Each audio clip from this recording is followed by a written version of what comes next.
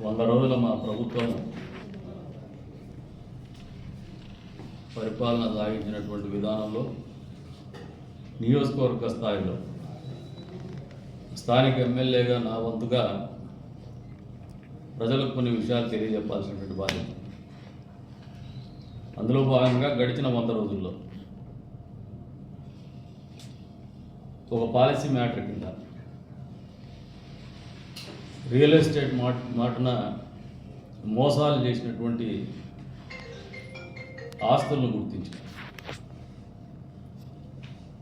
ఏమాత్రము అనుమతులు లేకుండా కనీస సౌకర్యాలు రోడ్డు వెడల్పు కనీసం వెడల్పు పాటించకుండా కేవలం డబ్బే పరమావధిగా ఎవడెక్కడ పోతే నాకేమి, నాకు డబ్బులు కావాలా,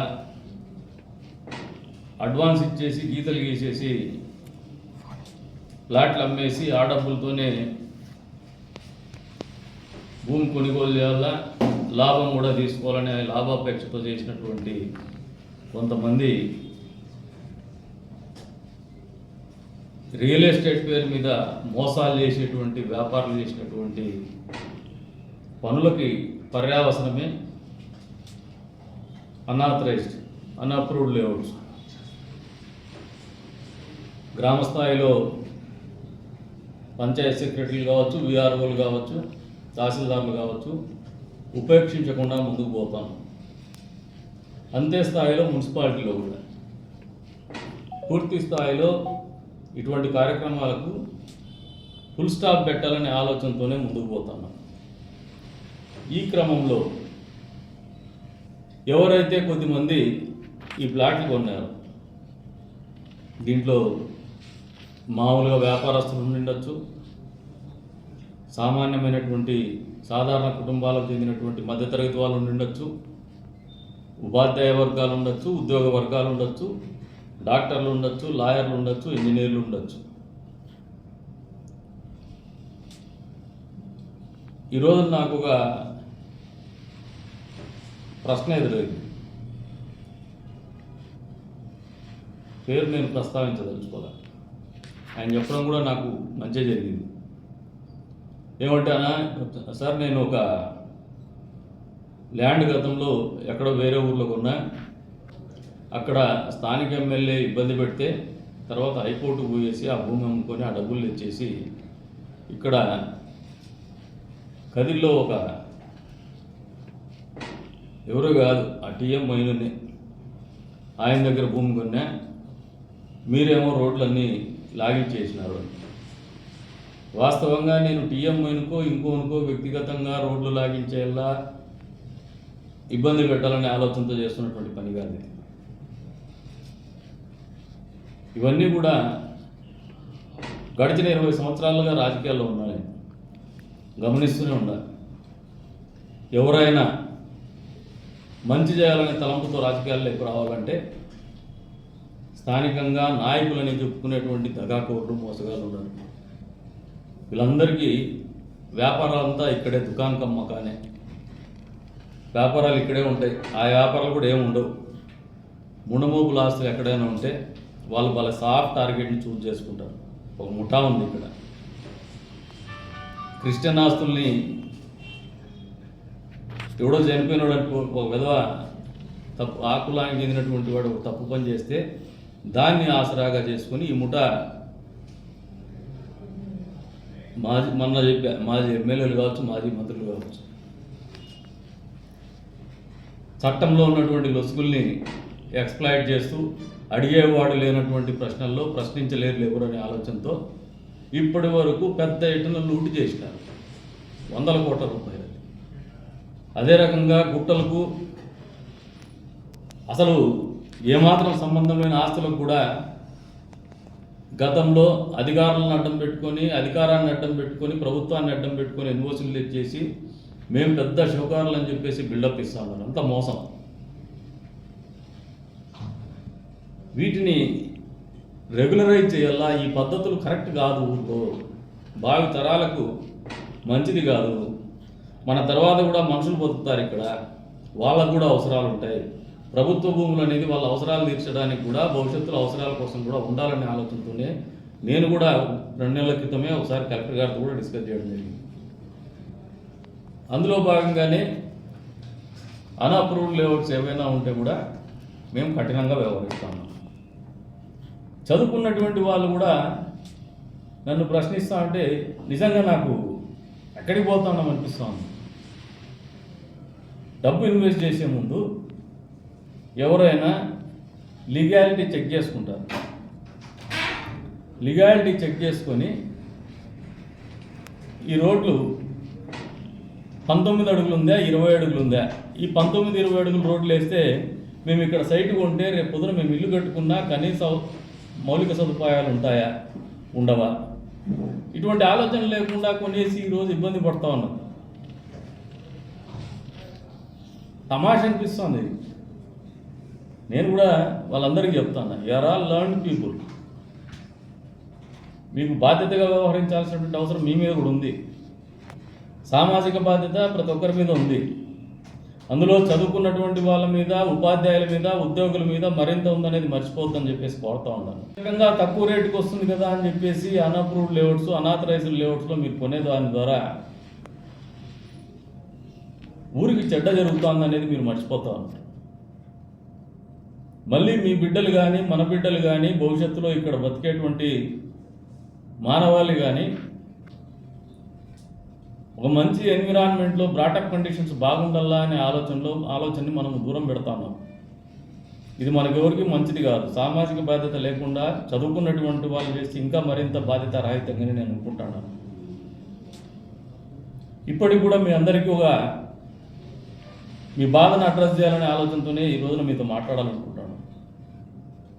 సరే, మీరు కొన్నారు, తెలిసి కొన్నారో తెలియక కొన్నారో, తెలియక కొనడం కూడా తప్పే, తెలిసి కొనడం ఇంకా మరింత తప్పు. అయినా ఈ రోజున మీరు రిపేరబుల్ డ్యామేజ్ కాబట్టి మీకు ఒక అవకాశం ఇస్తాను. ఎవరైతే మీకు ఈ ప్లాట్లు అమ్మినారో అన్అప్రూవ్డ్ లేఅవుట్స్లో, మీరు ఎవరి దగ్గర అయితే కొన్నారో, మీకు నిజంగా ఈ రోడ్లు లాగేయడమో డెమాలిష్ చేయడంతోనో మీకు ఇబ్బంది జరుగుతుందో, మీకు సంబంధిత అధికారులకు కావచ్చు,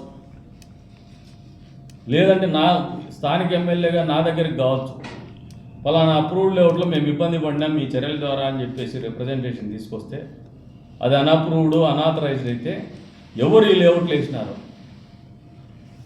వాళ్ళని రెవెన్యూ అధికారుల ద్వారా, పోలీస్ యంత్రాంగం ద్వారా మేము కూడా దాంట్లో భాగస్వామ్యం తీసుకొని వాళ్ళని పిలిపించి అవకాశం ఇస్తాం. వాళ్ళకు రోడ్లు అప్రూవ్డ్ లేఅవుట్ ఎలా రిఫార్మ్ మళ్ళీ దాన్ని రెగ్యులరైజ్ చేసుకోవడానికి అవకాశం ఇస్తాం. డబ్బులు కట్టండి పంచాయతీ. ఎవడైతే మీకు ప్లాట్లు అమ్మినాడో డబ్బులు కట్టమనండి.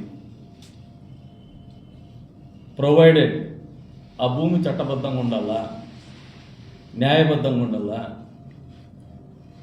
ప్రభుత్వ భూములు వేసేసి రెగ్యులరైజ్ చేస్తామంటే మేము ఒప్పుకునేటువంటి ప్రసక్తి లేదు.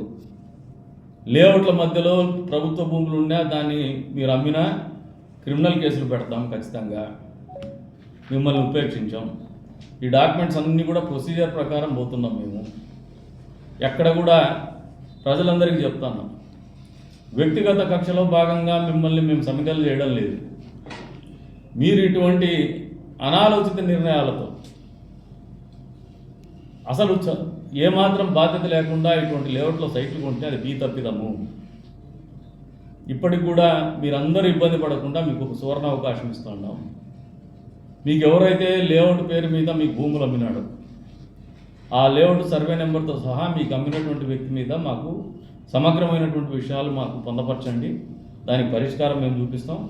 ఎవరైతే మీకు అమ్మినటువంటి వ్యక్తిని లేఅవుట్ చేసినటువంటి వ్యక్తితోనే ప్రభుత్వానికి డబ్బులు కట్టించి దాన్ని రెగ్యులరైజ్ చేసి మీకు మళ్ళీ రోడ్లు కూడా ప్రభుత్వం తరపున వేయించిస్తామని చెప్పేసి కూడా మీకు ఈ సందర్భంగా తెలియజేస్తాం. ఎక్కడైనా మేము డెమాలిష్ చేస్తుంటే కూడా, ఎందుకంటే డబ్బు ప్రభుత్వానికి వస్తుంది కాబట్టి. అంతేగాని మేము ఎక్కడో నష్టపోయి ఇక్కడ భూములు కొన్నాం మళ్ళీ మమ్మల్ని నష్టపరుస్తున్నారు అని మా మీద వ్యక్తిగతంగా మీరు బాధపడితే మా తప్పే ఉండదు. దీంట్లో మాకు బాధ్యత ఉండదు. ఇది మీకు అందరికి కూడా ఆఖరి అవకాశం. భవిష్యత్తులో ఏదైతే ఈ అన్అప్రూవ్డ్ లేఅవుట్స్ అనేది ఎవరు వేసినా కూడా ఉపేక్షించాం. సబ్ రిజిస్టర్ ఆఫీస్లో కూడా రిజిస్టర్ కానివ్వం. తస్మాత్ జాగ్రత్త, ఒళ్ళు దగ్గర పెట్టుకొని అమ్మండి రియల్ ఎస్టేట్ పేరు మీద వ్యాపారం చేయగలిగిన వాళ్ళు. అంతేగాని తప్పుడు పనులు చేసేసి ప్రజల అమాయకత్వాన్ని క్యాష్ చేసుకొని ప్రజల్ని ఈరోజు ఇబ్బంది పెట్టేటువంటి వ్యాపారస్తుల్ని కొన్నవాళ్ళు కూడా మీకు అమ్మినటువంటి వాడి ఇంటి దగ్గరికి పొమ్మంటున్నాం. కానీ మమ్మల్ని ప్రశ్నించినప్పుడు నా వంతుగా నాకు ఒక బాధ్యత ఉంది, మీ కష్టం దూరం చేయాలనే ఆలోచనతోనే ఈ ప్రెస్ మీట్ పెట్టి మీకు అప్పీల్ చేస్తూ ఉన్నా. మీరు రిప్రజెంటేషన్ తెస్తే దాని మీద యాక్షన్ ఉంటుంది. మీకు రెగ్యులరైజ్ చేసి మీకు ఏదైతే సైట్లు ఉన్నాయో అవి కూడా సబ్ రిజిస్టర్ ఆఫీస్లో మళ్ళీ మీరు దాని మీద లావాదేవీ చేసుకునే విధంగానే ఆదేశాలు ఇవ్వగలుగుతాం.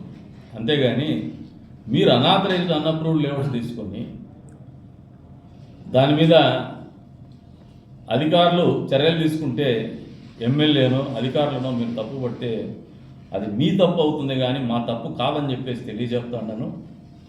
మరొకసారి అప్పీల్ చేస్తుండే యావన్ ప్రజానికానికి కూడా ఈ రకమైనటువంటి మోసగాలను గుర్తించండి. మిమ్మల్ని మభ్యపెట్టేటువంటి కార్యక్రమం అసలు ఏమాత్రం అప్రూవల్ లేకుండా వాళ్ళే ఒక ఇల్లు కట్టేసి ఎంతో వచ్చేసిందని చెప్పి మీకు చూపిస్తారు. అక్కడ ఏంది ఉండదు. వాళ్ళు సైట్ అమ్ముకోవడానికి ఒక ఇల్లు కడతారు. ఇదొక చీప్ టాక్టిక్స్ వీళ్ళది వ్యాపారంలో. అనెథికల్ వాల్యూస్, అనెథికల్ బిజినెస్ ఇది. ఎథిక్స్ లేవు వీళ్ళు ఎవరికి, బిజినెస్ ఎథిక్స్ కూడా లేవు. కానీ బయట మాత్రం ఒక నెంబర్ ఉన్నారు కదా, అరుగుల మీద కూర్చునే టైం ఉంది. ప్రజల కోసం ఆలోచన చేయదు, ఊరు కోసం ఆలోచన చేయదు. ఎవరినో ఒకరిని బట్టగాల్చి ముఖం మీద వేసేసి పబ్బం కట్టుకున్నారు. ఇటువంటి అవకాశం వాళ్ళకి కల్పిస్తూనే వచ్చిందాం మనం కూడా గత కొన్ని సంవత్సరాలుగా. ఈసారి అయితే అవకాశం లేదు. కాబట్టి ప్రజలు కూడా ఆలోచన చేసుకోండి. ఇది పాలకుల తప్పు కాదు, వ్యాపారస్తులు చేసే తప్పుకి మీరు తోడ్పాటు అందించి మీరు మోసపోయి మీరు తప్పులు చేస్తున్నారు. కానీ ఈ తప్పులు సరిదిద్దుకునేటువంటి అవకాశం ఇస్తాను. మీరు ఏ లేఅవుట్లో కూడా మీకు ఏదన్నా అన్అప్రూవ్డ్ లేఅవుట్ అమ్ముంటే మీకు కొనుంటే ఇప్పటికైనా దాని డీటెయిల్స్ మా దగ్గరికి తెచ్చిస్తే 100కు 100% దాన్ని రెగ్యులరైజ్ చేసే విధంగానే మీకు అమ్మినటువంటి వ్యాపారస్తుల మీద ఒత్తిడైనా తీసుకొచ్చి లేదు చర్యలు తీసుకొనైనా దాన్ని రెగ్యులరైజ్ చేసి మీకు ఇబ్బందులు లేకుండా చేయడానికి మేము సిద్ధంగా ఉన్నామని చెప్పేసి కూడా ఈ సందర్భంగా తెలియజేసుకుంటూ మరొకసారి మమ్మల్ని తప్పు పడితే మాత్రం మీరు పప్పులో కాలేసినట్టే అని చెప్పేసి కూడా తెలియజేస్తున్నాను. ఈ అవకాశాన్ని వాడుకోమని చెప్పేసి కూడా తెలియజేస్తాను.